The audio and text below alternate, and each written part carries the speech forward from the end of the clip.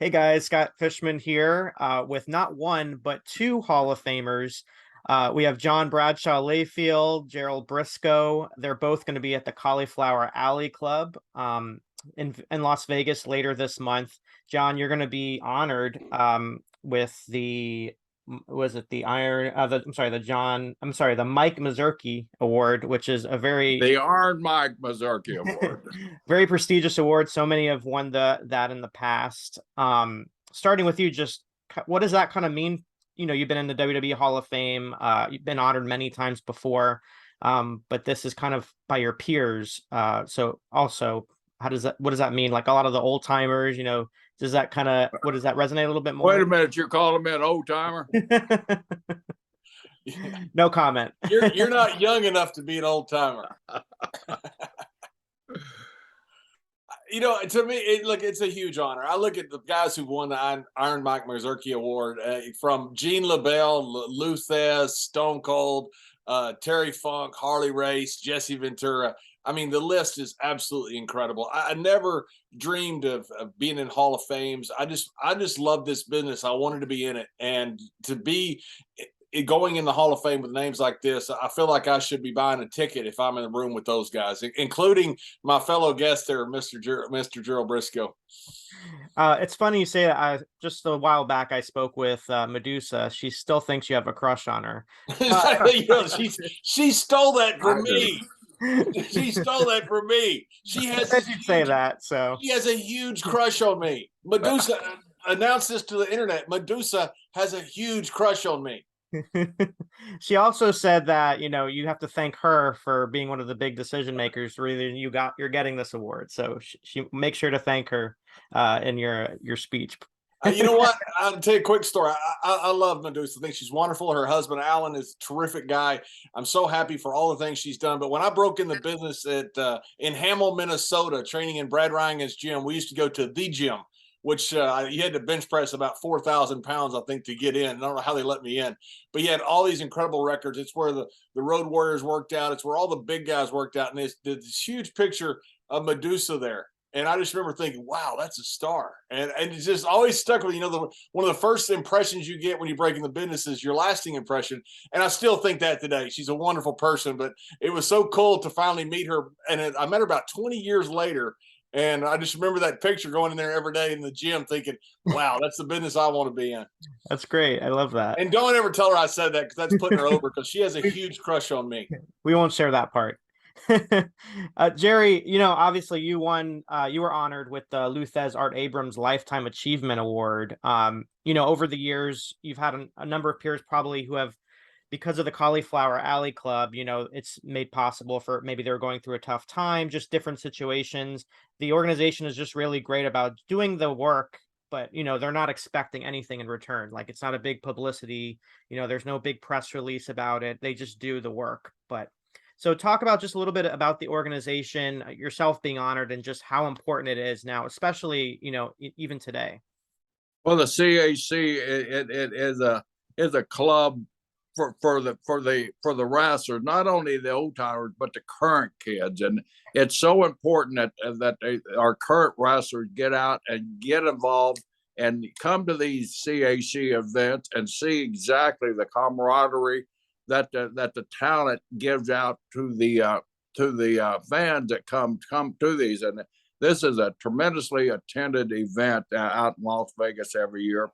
Carl Lara, who's one of the original officers of the organization, retired a few years ago, and one of our dear friends, Brian Blair, was nominated and elected to take the thing over.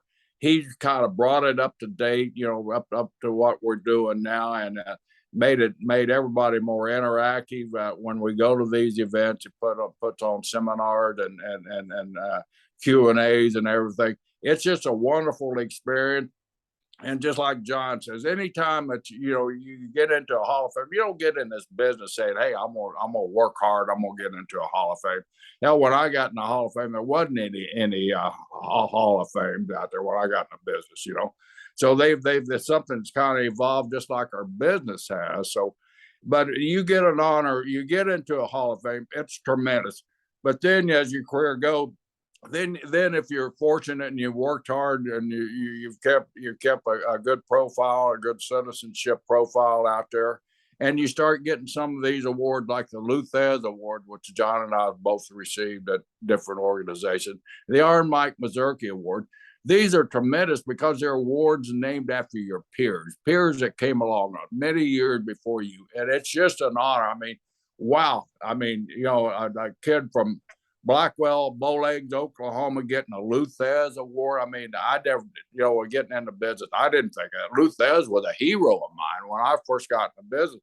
Luthez was responsible for my brother Jack, him and Danny Hodge was the guys, the guiding light that led my brother Jack into the business. Of course, I follow along, but meeting Luthez, then actually getting an award named after Luthez was such a big honor. I've told John and shared this story with John because it's so pertinent. When I was a rookie, I think my first TV shoot was in Oklahoma City, Oklahoma, promoted by the great promoter Leroy McGurk, NCAA champion from Oklahoma State back in the old days. But he ran the promotion there in Oklahoma. And Mike Mazurk was a good, dear friend of Leroy's. And Mike Mazurk showed up for a Saturday night TV. Back in those days, we did TV at 11, 11:30, 12 o'clock at nighttime. We're the last program on TV on Saturday nights. And then the big Indian would come up with a sound check and a color check, or the black and white check in my days there. But our Mike Mazurki was at the arena that day. I never will forget, I was walking around, I was nervous as hell being a rookie and being on TV.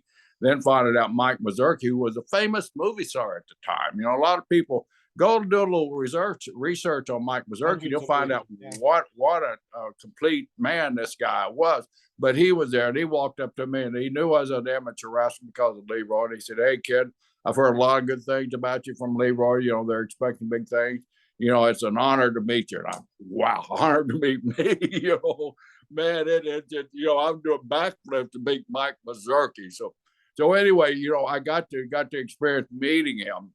And then when John got this award, I called John. I said, "Man, he always ribbed about being, older than the light out here." And man, I actually met him. Well, that don't surprise me. But man, I'm just surprised he didn't meet Mike Mazurki's dad. With one of these guys' name attached to it is a tremendous honor. And I'm so proud of John, my podcast partner. It's unbelievable. You talk about your podcast partner. Talk about just the guy, your bond. Like, do you guys remember the first time that you met, and just what is it? What kind of really bonded you? I know you guys are big football fans and probably have other mutual interests, but you guys just have this great rapport with one another. Go ahead, Mr. Brisco. Well, he's one of those Texasans, and they're right south of the border of Oklahoma, the Red River. If it wasn't for that Red River, they'd still be a part of us. If you look on my nation, the Chickasaw Nation map, who owns what? The Chickasaw Nation actually goes down into the state of Texas and covers that cesspool of Dallas, Texas. There, I'll probably get all kinds of heat there, especially from their football team, because we know how bad my Buccaneers just beat the crap out of the football team. And so, but anyway, John Helen from there, and there's that natural rivalry between Texas and Oklahoma, because we know we're better than the Texans, and they know that we're better than the Texans too. So we just had that natural bond. And I mean, he come in, he was a young kid at that time. He had that nice baby face smile on him, and he had everything at that time that you look and see what this business needs. John Layfield had all those attributes to him. And we just, being athletes and, him being a collegiate football player and went on to pro football, and me being a college athlete also, we just had that natural bond. And it was just, when you get a Texan and Oklahoma together, they're going to do two things. They're either going to fight each other or they're going to sit down and drink a beer with each other. He was too damn big for me to fight at that time. So I chose to sit down and have a beer with him. And we kind of bonded, and we've been, I'm proud to say we've been tight friends ever since. And I'm so proud not only of John's career inside the ring, But better than that, his career outside the ring. He's one of the most giving people. People that follow him see the work that he's done with youth, not just in America, but all over the world, over in Africa, over in Bermuda. He set up these rugby leagues over there. Now he's got a get kids off the street in Memphis, Tennessee, that's growing like crazy. So he's hitting the home bases also.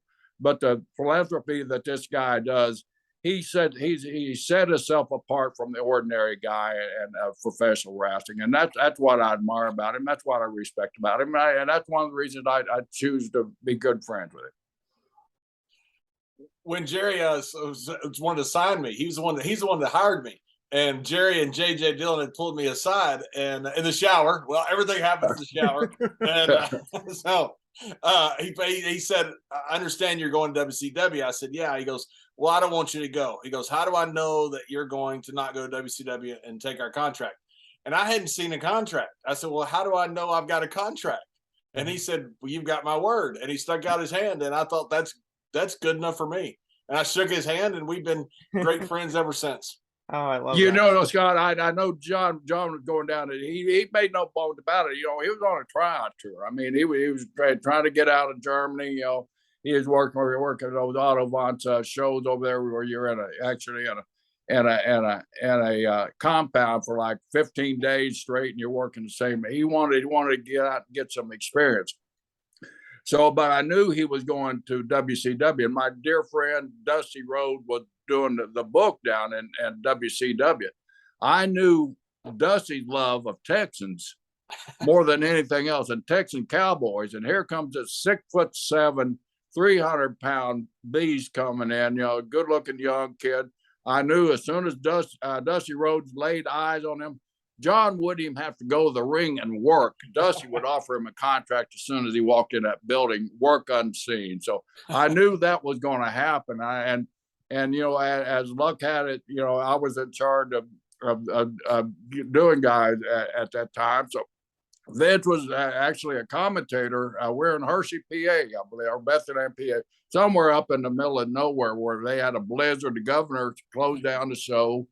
And, you know, about 300 people there. He said, nobody can travel. So what we had in that we took advantage of, we moved them all over to one side. So we threw John and Savio Vega out on what we call a cold match. And brother, let me tell you, it was a cold match because it's colder than hell in that old arena there. So that 300 people, Savio, the perfect guy, the perfect foil for John. They went out there for 10 minutes. They actually had that cold ass crowd on their feet for 9.5 minutes of that 10-minute match. And Vince was he was doing commentary at the time. And so he was sitting over getting his hair done, his makeup done, because we all know he needs a lot of work on that bouffant haircut that he's got there that John always tried to emulate. And even went to Vince's barber later on. I found out John tipped better than Vince McMahon. And so anyway, I went over to Vince. I said, Vince, there's this kid out there. He just had a match. He just tore the house down. We need to sign him. Well, can we talk about it? I said, Vince, this guy is going to WCW tomorrow. And I gave him a spell just like I just gave you. Dusty Rhodes sees this kid. He's a Texan, and Dusty will hire him side, just talent unseen, work unseen. He said, well, if you think that highly of him, get JJ and you guys go offer him a contract. So I ran and got JJ. I said, come on, JJ. What? We're going to do right now? That's right now. So, like John said, we walked into the shower on him going, hey, man, you're not going. I've actually, back then, of course, there were no cell phones. So I actually followed him, waited until John got dressed, and I followed him over. They had in the back of the arena, they have this phone bank, you know, all you kids out there back in the old days, you know, in the arena, they'd have this line, he called them a phone bank. There were like 20 pay phones in there, no booze, you know, for privacy and everything. So I followed John in, and John started closing the door. I kicked the damn door open so I could hear the That's true. And made him promise me that he would cancel the meeting. So sure enough, he walked over. He called Dusty at WCW. Hey, Dusty, you know, they're offering me a contract. I'm not going to come down. I heard Dusty giving him a 5-minute spiel, and John just shaking his.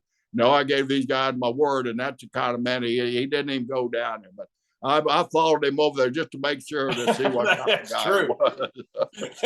Yeah, great. I love that. I mean, these are some great stories. Of course, you guys have your stories with Brisco and Bradshaw. Do you guys have a bucket list guest? I mean, what you guys are doing, I know, Jerry, you talked to me in the past about, you guys just helping get the word out. Maybe you've noticed where guys that have been on your show have gotten extra bookings as a result. But for you guys, what are some of the names that you just throw it out there that you're trying to get or haven't got that you want on this show? Well, there's John. You want to take this? There's a plethora of guys we haven't got yet, but you know what? We want, and John will agree with me on it. Sure, we like to take guys that that maybe not the household name that some of the guests that we have on are, and try to give them a personality. There are so many stories in our business. All the stories is not in the ring. The stories are back in the back and on the road and in the locker rooms and in the production room. So we have guys, from ring announcers to referees to guys that set up the ring.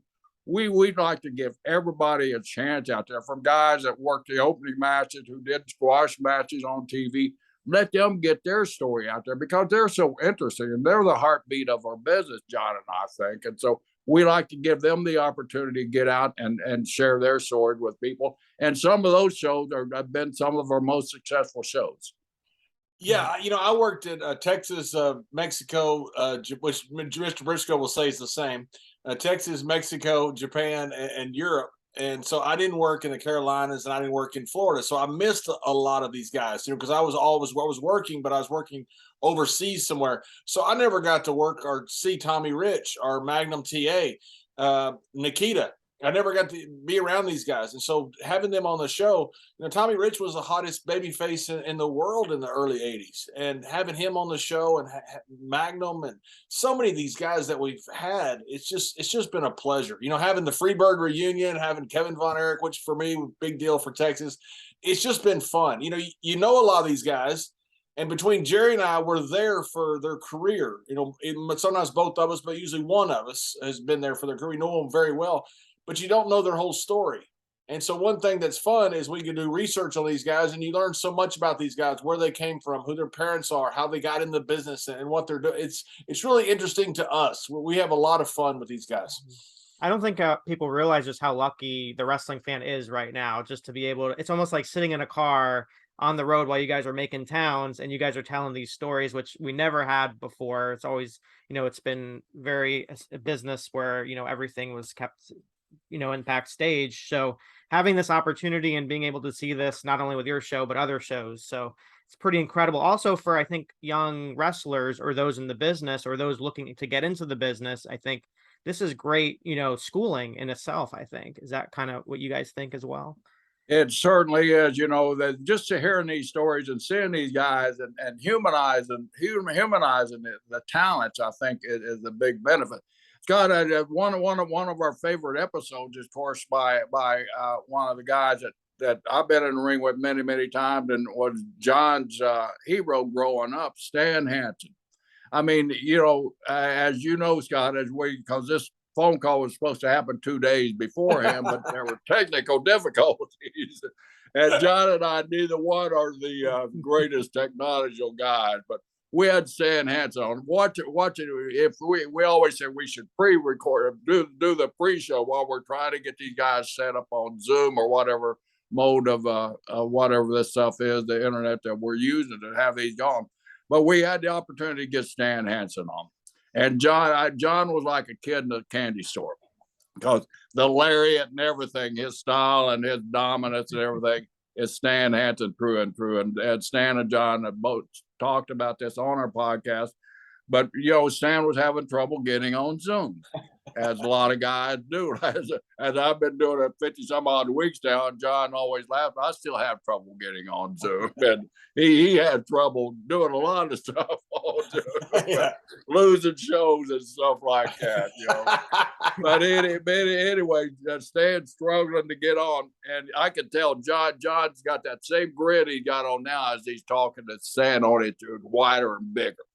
And so he's not going to let this go. Stan's starting to get frustrated. The cuss words are starting to come, the face color is starting to turn, we can tell us that. And so John goes into his teaching voice. Well, now, Stan, if you do this, and he's cussing and swearing.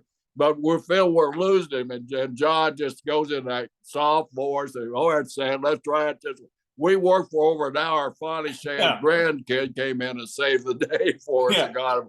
But John was not going to lose the opportunity to interview Shan after that. Not a chance. That's the greatest one of the episodes. The best thing we do is a bunch of old wrestlers that are used to rotary dial telephones trying to get on Zoom. That should be a show in itself, I think. And Stan we had the greatest thing with Stan when he ran over the title belt with the tractor and sent it back to Vern.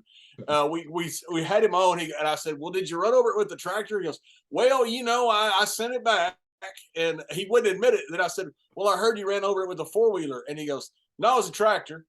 We got you. We got you. Yeah, that's good journalism right there. And he mentioned a Freebird reunion. We had Kerry Von Erich for 90 minutes talking to his ear. That's right. Yeah. Kerry's like that commercial, where the dad puts the phone up to his ear. Dad, is that how you look in the mirror? Oh, John, just how surreal, you talk about Stan Hansen was your hero. I spoke to Baron Corbin, Happy Corbin, just a couple months ago, and he said that you were his hero. I mean, how Poor surreal is kid. that? I mean, what do you think of that? I mean, when people come up to you at this point. Yeah, I think it's hard to believe, because I still see myself as looking up to guys like Mr. Brisco, like Stan Hansen, like Michael Hayes. I was in the ring with Michael, and I still, was tired. I remember the first time I wrestled Kevin Von Erich, and it wasn't a very good match, not because Kevin's a great worker, was a great worker, but because of me, because I was nervous, because I was sitting there, and I remember sitting in the ring thinking, that's the guy I remember debuting when I was a kid in Sweetwater. I was a little bit in awe of it, and it's so cool when somebody says that. I greatly appreciate it. Baron asked me some of the most intelligent questions I've ever been asked. When he's wrestling, I think, Rey Mysterio or another wrestler that he had a huge size advantage on. And he wasn't asking me about spots. He was asking about psychology, about how do you work with smaller wrestlers and make the spots and make the match and stuff. And I was really impressed with how Baron was asking questions. I think a lot of Baron Corbin. Yeah. One of the great things about your project, though, is Jerry, John, you're so used to being on the road all the time with wrestling and everything like that. Talk about just, as you reached a point where, retirement and kind of transitioning out of that, and just your daily life and things that maybe we don't even think about, and that making that adjustment after spending so many years in the ring and traveling and going place to place. John? Yeah, look, this has been a godsend for me, this podcast. This is the most fun thing I do every week. When I got a text yesterday from Ron, and I just lit up because Ron, Ron texts me all the time, but it's Ron. And I do the same when Jerry texts me or calls me, which is almost every day. Fortunately, I love it. And one of the things that I get to do is get on a Zoom call with Mr. Brisco every week and talk with some legend about the business. I mean, good grief. That is the most fun. I don't know what you call it. Therapy, fun. I have no idea. It's just, it makes my week every single week being able to do these podcasts. And to me, it gives me an entree to being what I loved so much about the business. I loved the performing. I loved the promos. I loved being able to put stuff together, but I love the camaraderie of sitting in a car and driving to the next town. And that's what we have. It's fun to be able to have that each week. Yeah, if you ask any wrestler that's recently stepped out of the ring and stepped aside from the business, what do you miss the most? It's not the traveling, it's not the matches. It's usually two things. It's the roar of the crowd, the response, whether it's a positive response or, in John's case, a negative, as a heel, a negative response. That's what a heel lives for. And John was a quintessential heel, where he didn't want people in his T-shirts. He didn't want merchandising. He wanted people to hate him. And if they're wearing your T-shirt, they like you. So John always refused merchandise, which was an extra added income, of course. But you miss that. But what you miss most of all is the camaraderie backstage, whether it be a talent, a cameraman, a sound tech, or just a tech helping you with your segment and your time back. That's what you miss the most. So having these podcasts really lets us go back and enjoy that situation, even though it's long distance, it's done through technology and all that stuff. but it's still like you get that shot of adrenaline in you. As soon as we start the podcast, John starts the intro, I start getting excited, just like I did sitting there waiting for Raw or SmackDown to start. You get that same pump of adrenaline going through you. Then when you see the face of your guest, man, it's like old times. It's like you're back sitting in a back seat of a car drinking a beer, or you're sitting in a dressing room enjoying, the pre-show, getting ready to strap it on and go out. So it's kind of our fix nowadays to make up for that lost segment of our life that we lost through retirement. It's a pleasure.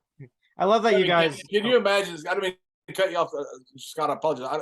Can you imagine sitting in the back with Dick Murdoch, Black Bart, Skandar Akbar, the Freebirds, the Von Erichs, Wow, with people and all the different guys who came to the territory are sitting back there with Yoko and Taker and the Click and the whole BSK, Piper. I mean, it was some of the most entertaining, fun, and every territory was like that. You had all these incredible characters, and we didn't have internet, we didn't have cell phones, we had each other, and you had these guys who were incredibly entertaining guys who were pretty crazy, and we would sit back there, and some of that banter was just amazing. Guys, we had so much fun. Guys took banter to a new level because they enjoyed the banter, they enjoyed being funny, they enjoyed spinning a phrase, they enjoyed telling a story, and enjoyed entertaining the other guys. It was a lot of fun. I just imagine you telling all those names. I just imagine if social media was around back then, what it would have been like. So many people would have been in trouble. We'd have melted the internet. That's for sure. Lastly, on any given night. Yeah. What I love about you, the thing about it is, the one thing I love the most about I think, is talking about Eddie Graham's plane flights. And the Brisco car. The Brisco car was legendary. Black Bart gave a very good description of it on our podcast. We got to go back about what it was like to get in the Brisco. The Brisco car was legendary.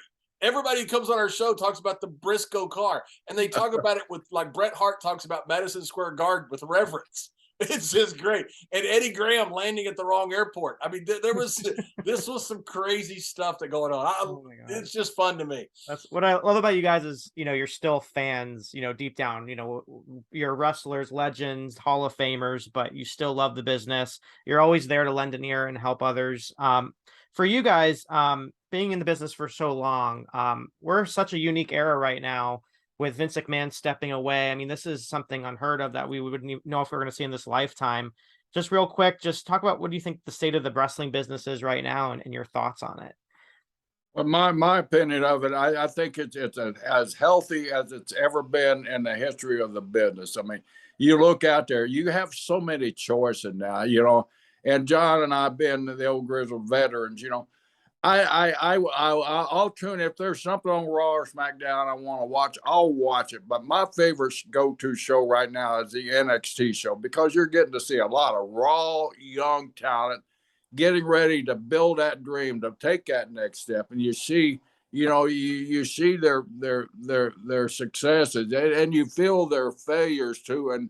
And they're watching TV like John and I watch it. You can see a failure on there, and not a person wise, but in a failure of a spot or something like that. And you can see the disappointment in their body language and in their expression.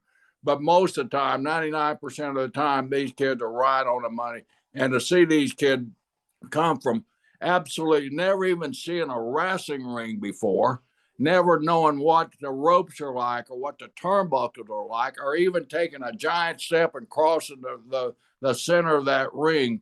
Brother, if you've never been in there and you take that first step, and a lot of time we are there to see them take that first step and to see how uncoordinated that first step is, and then see how they advance and they're finally on TV, because they're not going to put somebody on TV that can't take that first step. So, but to see how they have advanced through there, it makes goosebumps come to both of our arms, and just the pride that we have. So that's what I enjoy. I enjoy that NXT because I can see the growth and the evolution of all these young men and women that come across it now. Yeah, and I agree with Jerry. I don't know how the business is just as hot as it can be. I mean, these guys have their own buses, they have their own planes, and I'm not saying that in a disparaging way. I love it. I wish we'd have had it. They're making a ton of money, and good for them. I think we're not the old guys who go, oh, those guys don't deserve it. They deserve it just as much as we did. I'm so happy that they're making the money, but they got billion-dollar TV contracts. They're selling out huge arenas. A lot of people, it's fashionable to knock the current business. You seem smart if you knock it. You seem like a mark if you put it over. You got to put it over. I mean, these guys are doing incredible business. So something is going incredibly right now. And plus, what's so cool about it is all these independent shows. They're drawing. I mean, I haven't seen that in 20 years. Since maybe the late 80s when you had territories that would draw. They didn't draw in the 90s. And then when I was starting, there were still territories there. But you're seeing all these small compared to WWE, which is tough when it's a $5 billion company or whatever it is right now, doing great business. And I think it's a wonderful time for business. Love that. All right. I feel these independent shows are the new territories of the business now. You got your mainstays, you got your WWEs, you got your AEWs, you got all that stuff, you got your Impacts and everything. But the territories, to me, they're the ones. They're there monthly. They're there. Some are there weekly. And these promoters that they're going out and they're risking whatever they have to put into these shows. And I just think the world of every one of them. I go to a lot of independent shows because my son Wes is currently an independent star on them. So I'm fortunate enough where I get to see a lot of them. And I'm thrilled to death each time I walk into one and there's a full house. Even if there's not a full house, you watch these kids, and we always said, don't matter how big the house is, you go out and give them everything you got. Well, you're going to see that in the independent show. If there are 50 people there, or 25 people there, for those matches, they're going to go out there, and those kids are going to give them everything to those 25 people, just like they're working a Madison Square Garden, in front of 30,000 people. So the talent level is still out there, and I support your independent wrestling because they're the territorial wrestling of this age. Yeah, and I don't think we've ever had something like this where, like Cody Rhodes made a name out of himself off independence and ended up in a huge spot. Unfortunately, he got hurt. He'll be back and he'll probably be world champion. I've always thought he would be. But you got guys like Nick Aldis, Trevor Murdoch, Matt Cardona, who've become household names off the independents. I mean, it's just remarkable. They're drawing huge crowds. Their social media presence is huge, and good for them. I mean, these are all good guys. They work just as hard as everybody else, just as hard as we did. And it's wonderful that they're able to get over in a complete variety of different ways without having to be in WWE or WCW back in the day for us. Mm-hmm. And John will attest to this. It's harder to get over in an independent promotion than it is because you got the source of TV and internet really following you. So these kids are getting over on this independence. They're having to do everything themselves. They're having to do the social media themselves. They're having to put the little clips out there on themselves. So the self-promotion is at an all-time high. I'm extremely proud of all these kids. I get to watch and they all want knowledge too. And that's one thing I really, really like. I'm fortunate enough where I get to go around to a lot of different areas and put on those seminars. And one of my favorite times is watching the match and having the kids come up to me after their matches and wanting to know information. They're starving for information. They want to know how to make that next step. And then your kids out there that want to only do it on a weekend. They're weekend warriors. But you know what? They want to be the best that they can be. Even if they work once or twice a week, they still want to be the best they can be when they get out there in that ring and entertain the people. That's what I really respect these independent kids out there now. Love that. Well, fans want to check out JBL and Jerry Brisco and So Many Legends, September 26th through the 28th in Las Vegas. You can check out the Cauliflower Alley Club website for more information. You can catch these guys on their podcast, on video, on social media. They're doing their thing. So thank you guys so much for your time. I really appreciate it. Thank you, Scott.